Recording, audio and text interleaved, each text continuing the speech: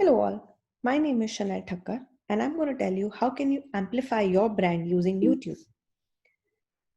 About me, a little bit about me before we get to the topic, that I've had about a decade plus of marketing and branding experience. Marketing and branding to me is like second nature. I love reading brand stories. I love learning from brands. I love growing up in a space. I've grown up in a space where brands have been basically the way our lives are shaped. And I really enjoy talking about the brands and how different platforms can actually be leveraged upon to use and grow the brands. Work I worked with companies like Disney, 20th Century Fox, etc. These companies are very, very deeply rooted in one, which is a traditional form of marketing that they have always been a part of. And they have been very quick to adapt into the brandings. How do they use their characters? How do they use their movies to actually shape up the culture that we are in? They've been fantastic with the kind of merchandising that they do, the brand stories that they say, and the transition to digital for them also. They've been one of those initial adapters of the digital transition, and have been fortunate enough to work with these companies right at the beginning of that transition. I have been a digital entrepreneur for about a decade and a half. Had clients across Southeast Asia, specifically within India and Singapore, two markets which are growing, adapting to digital at a rapid pace. Now, how does YouTube, a video platform, combine with your brand or help you grow your own brand?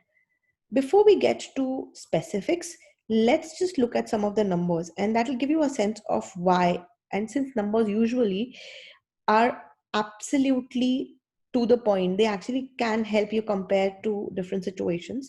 This is where we're going to look at. Now, there are over 2 billion logged in users. That's about one third of the entire internet population. That's just logged in users. About 95% of the total internet population is on YouTube at this point of time. That is a huge number of a market audience to capture. Now, it's not just one language, single language product. It's localized for over 100 countries. And a very small percentage of the favorite videos are actually English language videos, about a little over 35%. That's what the numbers say. Now, just imagine the kind of possibilities that this opens up to be able to reach out to audiences. While internet is barrier free, how can you reach out to an audience which is and grow your business across the borders, across the countries, and not be marred by boundaries or languages? Now you can navigate YouTube in 80 different languages, and they are actually adding new ones every single day as we speak. It is a fantastic development. The language localization market itself is largely untapped, but the adaptability to it is so fast that the volume of reach just spikes completely. The overall age of active engagers are 18 to 34. We do have marginal users on the borderline, but this is your prime audience. Any which ways, this is the prime audience that is your usually a brand audience or brand integration audience, which makes it a lot more targeted, which makes it a lot more interesting to see how these audiences can be approached and actually be targeted with your own brand and selectively used to reach your brand to the maximum target audience of yours instead of avoiding spillages. Just the mobile reach is higher than any other television networks, and that's something which everyone's, especially during this time of lockdown, people are slowly understanding the difference of going digital or the entire digitalization process, and YouTube has always been the forerunner in this. In terms of content, there are about 1 billion hours watched daily, which means that's the number of views that the videos are getting across the platform on a daily basis. The volume of content watched is immense. Over 500 hours of videos are uploaded every minute. So within the first minute itself, by the time we're discussing, there would have been so much of volume of content that's already added to an ever increasing library. The number of channels with so YouTube helps people monetize their own channel. So it rewards the creators and the subscribers. So the more subscribers you have, the more it rewards its users. The subscribers The channel with more than 1 million subscribers grew by 65% across the years. Now, that number itself is so huge. If each channel has a 1 million growth, just imagine the number of channels. If there are 65% growth year on year, that is such a phenomenal development for both content creators and the brand itself. The number of channels earning over six figures, and since YouTube does monetize or does help its creators monetize their own channels, that number has grown over 40%, which means that it is incentivizing more people to create more content. And on an average, people spend about 11 minutes on YouTube every day. Of course, they might spend more, but then it's just the an averaged out number in sense. Now, more numbers in terms of how does a consumer behave, or when we're looking at numbers, or when we're looking at consumer behavior, this also helps you determine how do you target your own audiences, how do you reach your audiences, and how does that help you build your own brand. About 70% of the content viewed is determined by the recommendation algorithm. What does that mean? YouTube functions pretty much like Google search engine does. Basis what you watch and the things that you like, it intuitively starts suggesting results that you would like to watch.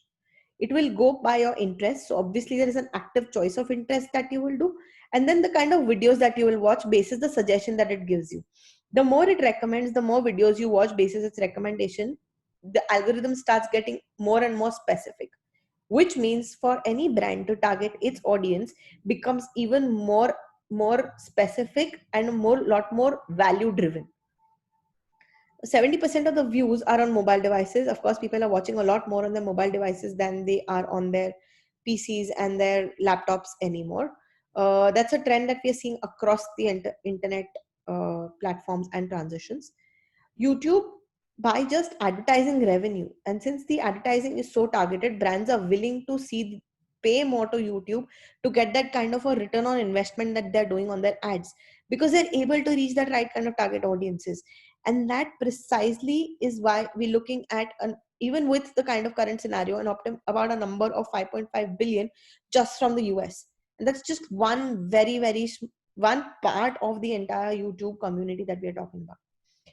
Immediately, and this statistic really was interesting to me, where YouTube is the second most preferred viewing platform. First, of course, is Netflix with the kind of volume content, but people are watching YouTube videos more and more on a regular basis. There are some things that need shifting. Why do these things, or why these thoughts need to really be highlighted up? While YouTube did start off as a repository of videos, it's no longer just that. It has now become an active space. It's become a search engine, it's become a recommendation video, it's become a how-to videos. The kind of content has become so much more diverse that it's become a very interesting space of engagement, of conversation, where platform itself, or the custodians of the platform itself, are constantly endeavoring to be able to improve the platform on a regular basis to make it more user friendly. The user is in the center of this entire proposition, right? It's not only about the time and the money spent on a video. It is primarily a concern of consistency. You could spend a lot of time, a lot of money without a story, without a good content, without the tight knit consistency. It will not make sense. Without the right set of target audiences, it will not make sense.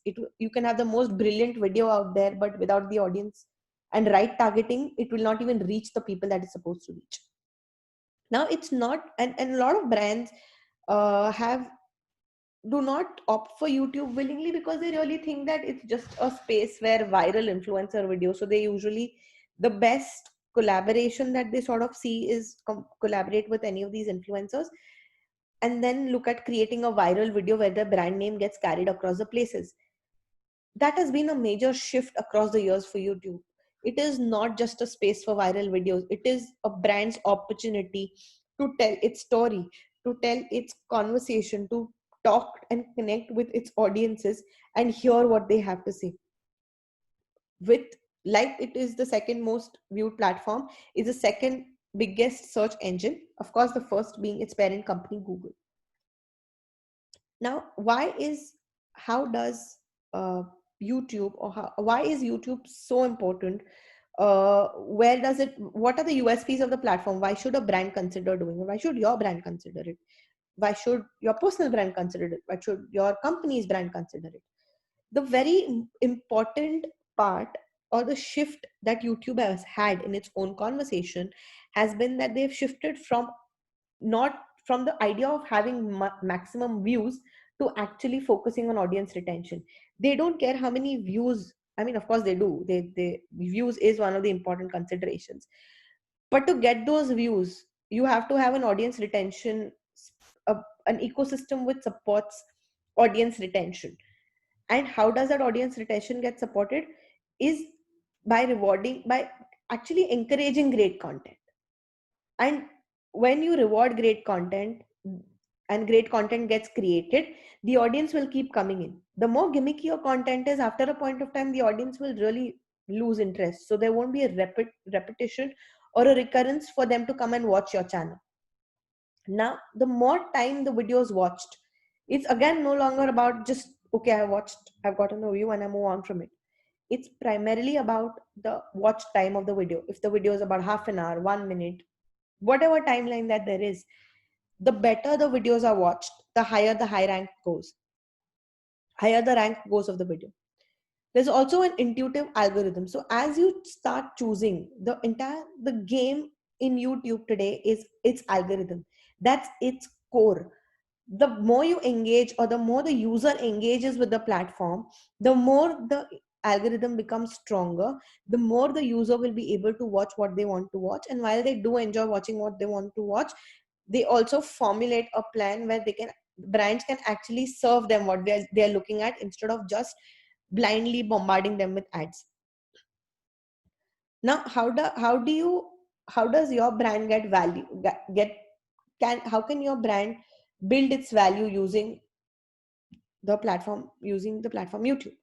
Now, it when you search for any particular video or anything online, amongst the first few search results, especially in the video tab, you will see that in the organic Google search results, the first few video links are YouTube links. While there are so many others like Vimeo and others, YouTube still dominates that market. When you see it on YouTube, there is also a certain kind of credibility. There's a certain kind of ownership that comes with it onto the brand. This looks more real, which is why people believe.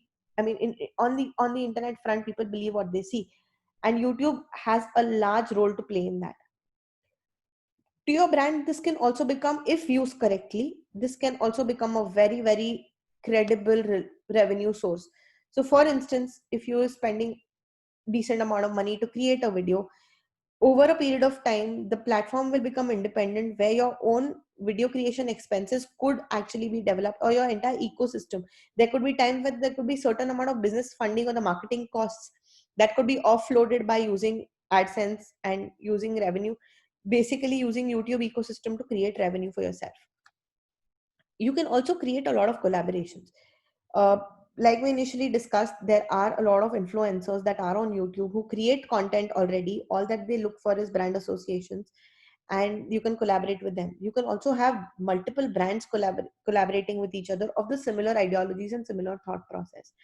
Once that happens, it automatically, you leverage upon each other, on each other's brand, and that is where the leverage, that's beautifully done on YouTube. It's so much more simpler to leverage upon each other's credibility and brands once you do that on YouTube as a video together. The algorithm is the magic in this. That's the secret sauce. That's the magic of this entire platform, of why it is what it is. Why do people enjoy content? Why are content creators still using YouTube despite so many coming up like TikTok and stuff? And then we've seen TikTok versus YouTube conversation go on and on. Why do these creators still vouch by YouTube?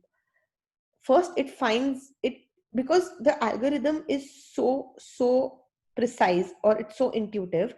It helps individuals find the videos they want to watch. Over the long term, it increases the engagement and helps recurring audiences. So because the focus itself is getting engagement, focus itself is getting recurring audience of the platform, the activities that it encourages and it rewards, in terms of recurring audience or good content, the engagement rate is bound to spike up. And when the audience gets recurring, it is like a positive cycle for the brand itself, because then the brand word of mouth starts increasing. It's both relevant and personalized. So over a period of time, a lot of videos which are older, which have not been engaged with, they start getting filtered out. They do not really get recommended so much, and it becomes individualistic. What I would say on as my personal choices might not necessarily be what anyone else does. People might have similar choices. No one has two same choices, and the algorithm itself learns from the audience feedback. So as someone would like a comment, share or comment on the video, they'll be able to pick that up and actually work with it to tighten their algorithm a lot better. Now, what are the points that are considered, or what should be seen by you as a brand? What does YouTube see as a platform to be able to decide who can be watching what? One is what is and isn't being watched. Obviously, the direct indication is the views. So if the videos aren't being watched, they are automatically penalized, not suggested, they're not given the audience that they want. How much is the time spent on each video? Do you watch the entire video? Do you watch a part of that video, skip ahead? How much do you forward? All of that is mapped. Do you like a video? Do you dislike a video? What parts of the videos do you like? What are the like videos that you do? There's also an app called Google Rewards, which then it links to your YouTube, and it asks you whether this comment makes sense to you or doesn't make sense to you. It actually asks you active questions. But a lot of these unsaid or unasked questions are also answered because of the algorithm and the behavior, internet behavior that we have. How do you get started? Now, all of this is understandable. These are numbers, these are great. But how does your brand get started on getting onto YouTube, or what is required by your brand to get started on YouTube? Number one, and the most important part in this entire conversation, without which all these videos will just fall through, is strategy. Who is the target audience that you're looking at? So it's not just the channel strategy. So you have two strategies that you think of. One is a channel strategy. Second is each and every video has to have a thought process behind it. Why are you creating this video? Who are you creating it for?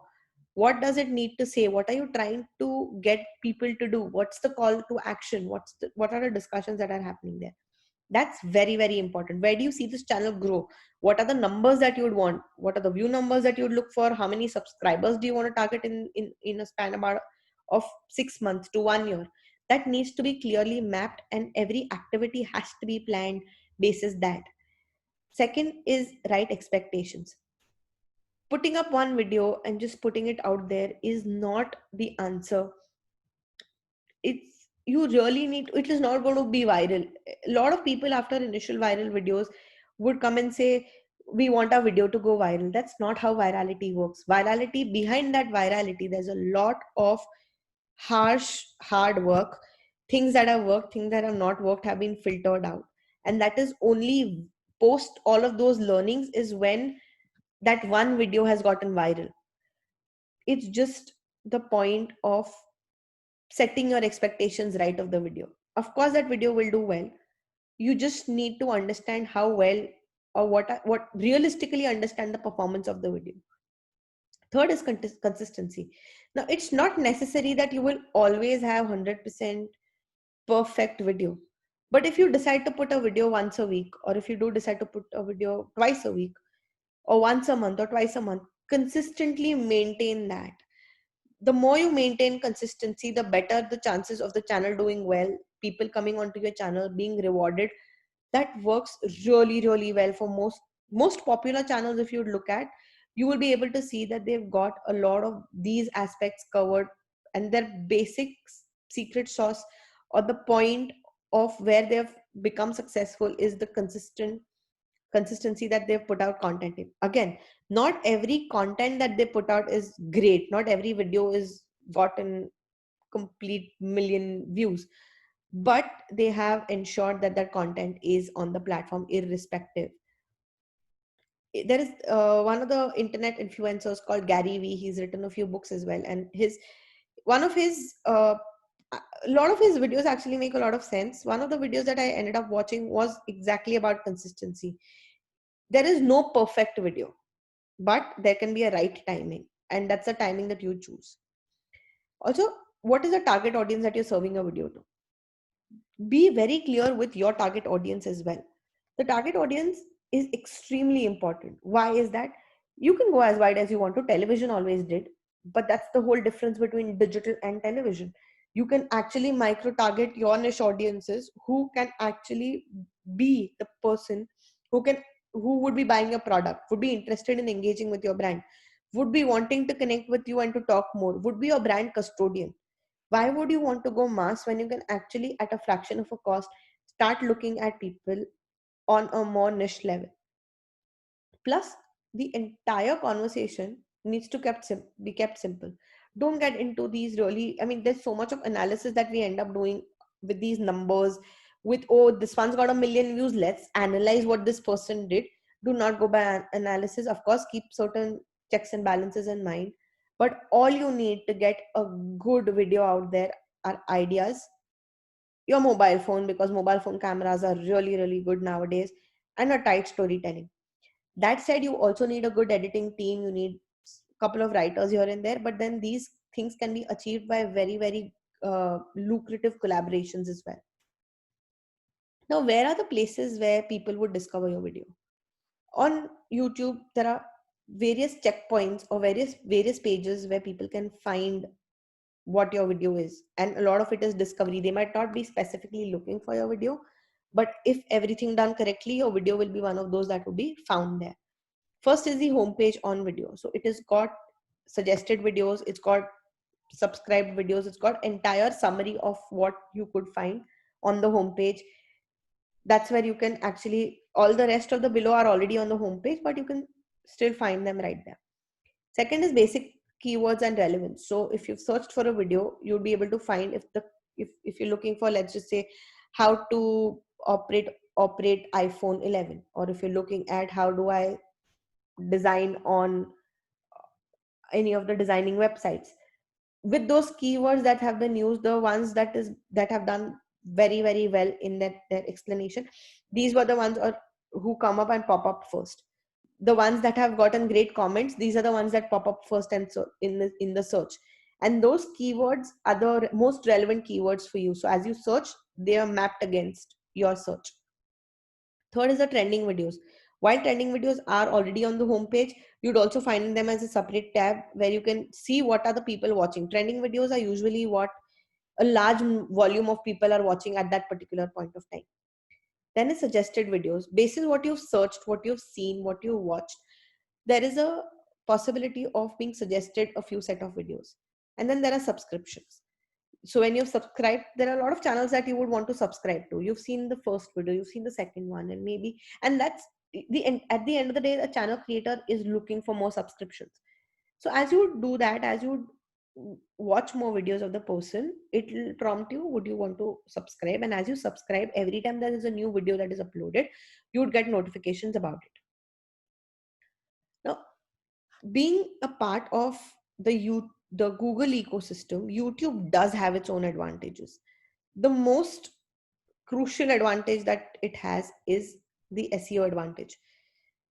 In a few slides ago, we discussed how it is is the second biggest search engine. This is where all of that comes into play.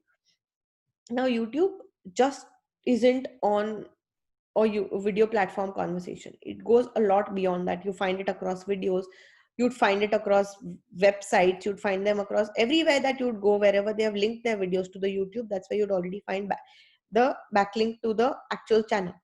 So it is very, very important to get your searchable assets right. How do you get, what are these searchable assets? That's your video thumbnail. So instead of just having a simple conversation or a simple screenshot, you would want to create a very specific thumbnail for your video, so it's a summary of what people can look forward to watch. Second is description. Keep the description closer to what the video is all about, and you know that's how people will know before they even click or decide to spend to click whether they want to watch the video or no. Third is the tag. This is where your tagging happens. Keywords relevant to the video needs to be added into it. Then there are titles, where the heading of the video itself needs to be correctly placed. That's what also should have a lot of keywords so that people who are searching for it can actually find it. And then there is content, obviously, which is the centerpiece of this entire thing, where you should have great content for people to for it to rank a lot higher. Now, how do you sort of, just a checklist before you sort of create your own channel? One is cover page or banner. On the YouTube channel, you have this entire space that can be used to market yourself, talk about yourself, can be changed ideally every 15 days. It can also be a video banner, so people can actually see, and it talks a lot more. It's like a main cover page, the entry level to your website or to your YouTube, to your channel. It could talk about your website, it could talk about your initiatives, it could talk about a new upcoming video, it could talk about your brand and brand stories, everything around it. Second is a logo. That should be in a proper place. It shouldn't be covering too many things. It should be one of the first, because both cover page and the logo are in a very, very prominent visual space. That is a very, very premium thing to take care of. Now, what uh, usually about the channel comes into the inner pages when you look at the dashboard itself. But it's very, very crucial, because when you're searching for anything, basis the keywords that you have on your about part of the channel, your channel will rank higher or will get into the higher search. Next is the channel trailer. Now, you can either have one common trailer for everybody. A good practice is to have two trailers. One is for the new people, telling them why they should join the channel. Second could be for the recurring audiences or the subscribe audiences, thanking them, or maybe giving them more on a regular basis, of since they are a part of the channel, now they get to watch something different. Ideally, a title should be about 60 characters, because when you search, you can just see the first 60 characters there. Then you have to click more to read more. Not everyone might be wanting to do that. And description about 100 characters, same thing. The first skew window is what you see, 100 characters, and then you have to click to read more. So multiple stories, long reads really don't work. When you're doing a channel tagging, those channel taggings have to be really, really tight and solid. What are your channels talking about? Do not try and word stuff it, which it is penalized. Do not try and put everything that you see makes sense about your channel. Your channel has to be extremely targeted. And as we discussed previously, keep your video thumbnails to the point. Talk about the topic that they're supposed to be. What are the kind of content that you would want to build? Now, we talk about so many things. We talked about, how do you search? How do you find yourself in the search? All of that. But all of that is immaterial if your content, which is your central piece, is not in place. Now, what does your brand need? The type of content is directly proportional to the needs of your brand. The most common and the lowest hanging fruit in that process is testimonials. Customer feedback, customer testimonials, great reviews that come in, they actually build credibility towards your own brand. Then we're looking at product demos.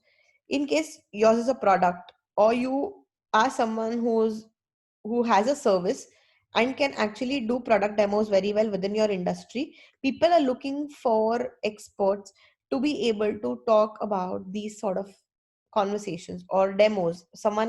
Even someone who's a regular user, when they do a product demo, that actually makes the whole, people are looking for these ideas, they're looking for these searches, they're wanting to know how can they make better use of the products that they are already having, because not every product comes with an instruction manual nowadays.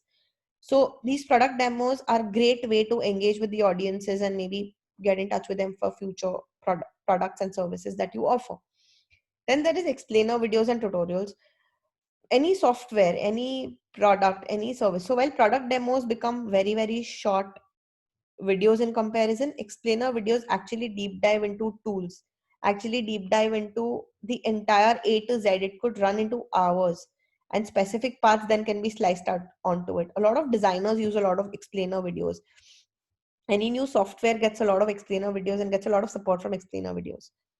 Then looking at expert interviews.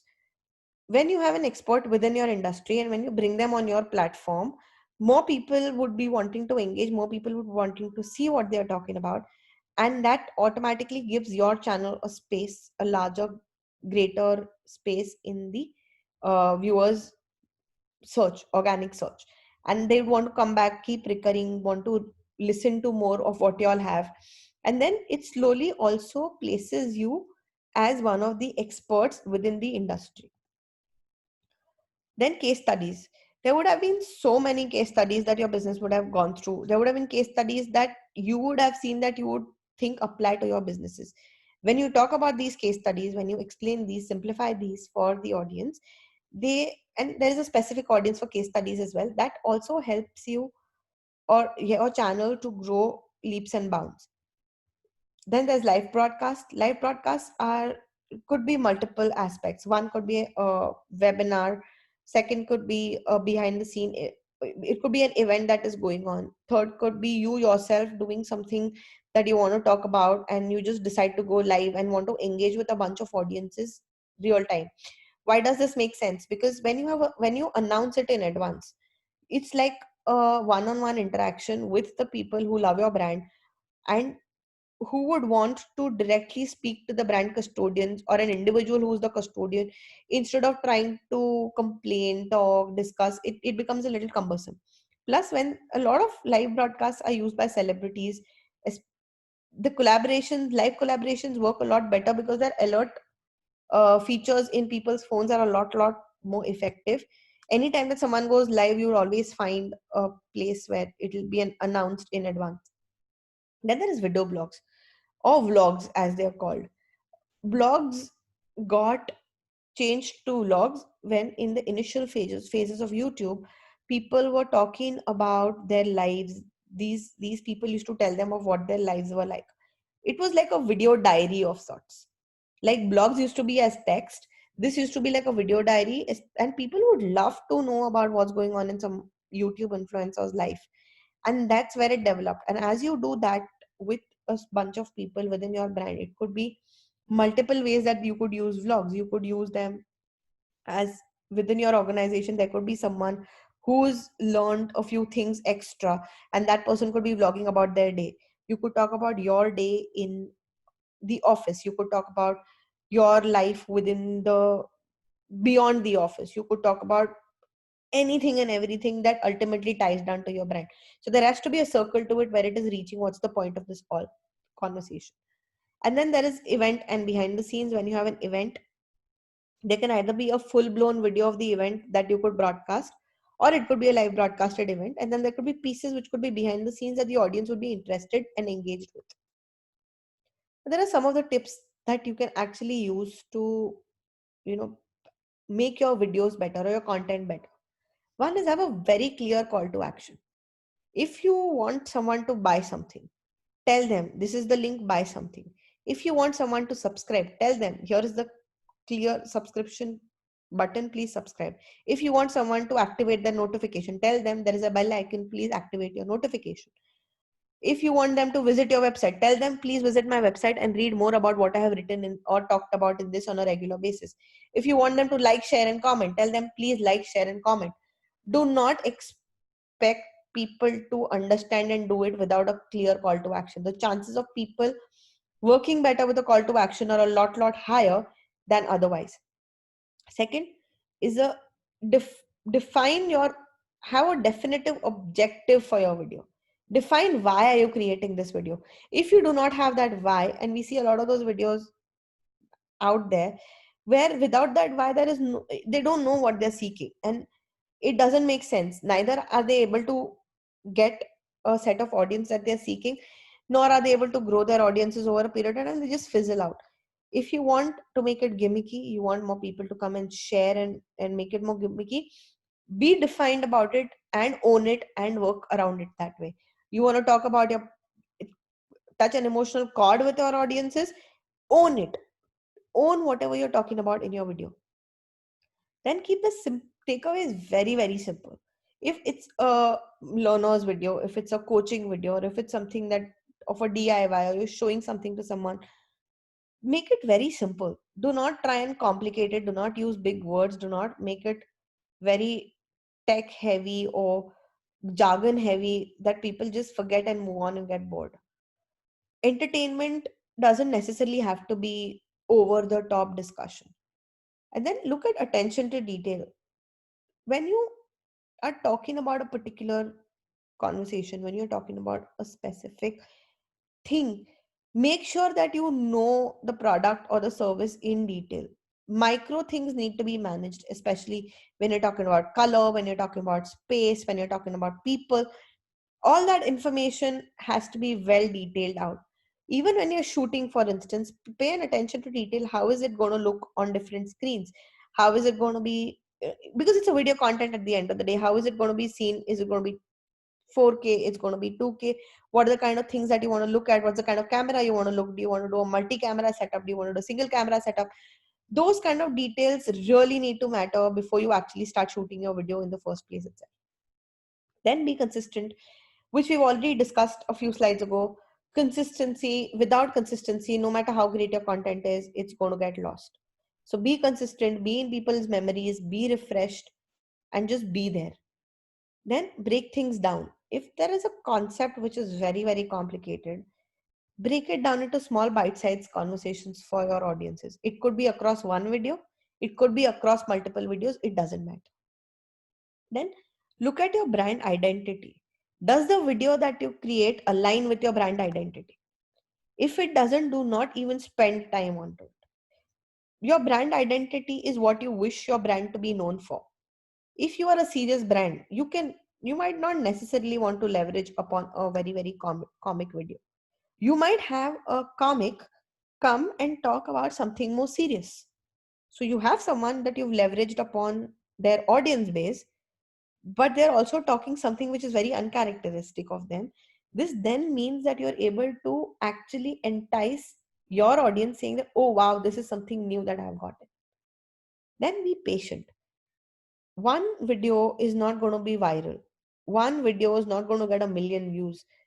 It's not going to be a tipping point. Every video has its life, every video has its journey. Give it time, give it space, be patient with your brand, and give your brand that kind of time to grow on a platform like YouTube. Because once it does, there is no going back. Now, also look at balancing gimmick with substance. It's very tempting, very, very tempting to go gimmicky for a video.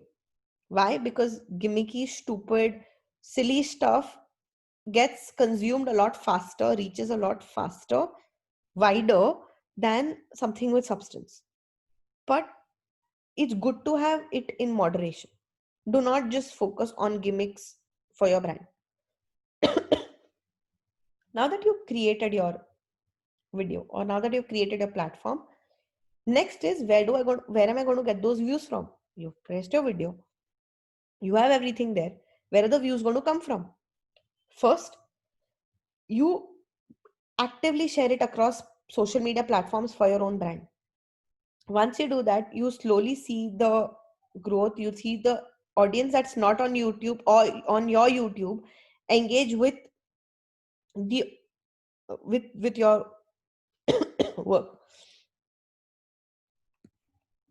So as you share that across different social media platforms, you not only get newer audience onto your YouTube channel, you also get a lot wider views, because not everyone might be present on your YouTube channel at that point of time.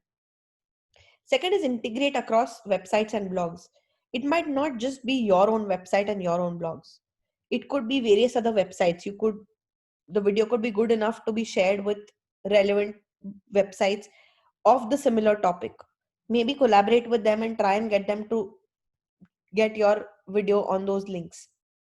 Third is using email marketing and newsletters, pushing your video out to your audience who already is a part of your mailing list. Then social bookmarking sites like Quora, Mix.com, Tumblr, Reddit. These guys are these sites are social bookmarking websites which actually add a lot more value to your search on an overall front, and in the long run actually add on to the credibility of your channel. So using those channels very, very effectively will be great service to your own channel, and it will be a great idea to incorporate in most of your marketing plans. Third is cross channel collaborations. you would have a lot of people in your similar industry that you would want to collaborate with, who have a higher number of people or maybe similar to yours in terms of views. When you join forces, you have the chance of reaching a lot wider audiences. And then focus on user engagement. The more relevant, the more uh, conversational you are on your channel and your videos, more communicative you are, the more your user will get engaged. Some of the things being, you talk about your comment, you select the comment that people are talking about, you reply to those people's comments. You might not necessarily reply to everything, but some ones which actually are complementary, some which have an issue.